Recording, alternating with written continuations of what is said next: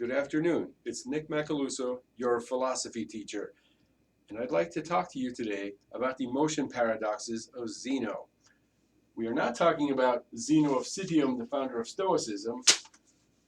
We are talking instead about Zeno of Elea, follower of Parmenides.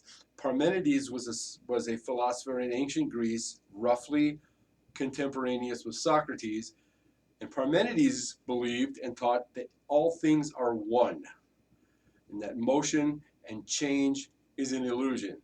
And his follower Zeno sought to prove this by inventing some motion paradoxes and other paradoxes. A paradox is an absurd or contradictory statement that nevertheless seems to be true. For example, the more you rush, the farther behind you get.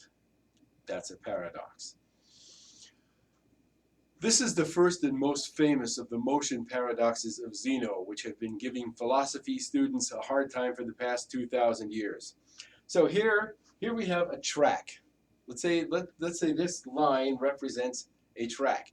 And here we have a runner on the track. This is Achilles, fleetest of foot of all mortals.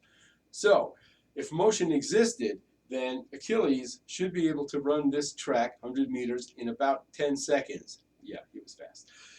But Zeno is going to prove to you that Achilles will never reach the end of that track. And here's how it goes. So, Achilles takes off running. Before he makes it to the end of the track, he has to make it to the halfway point. So, stands to reason. Before you can make it to the end, you have to make it halfway there. So he's only got half the track to go. But before he makes it then, he has to cross the halfway point of the remaining distance.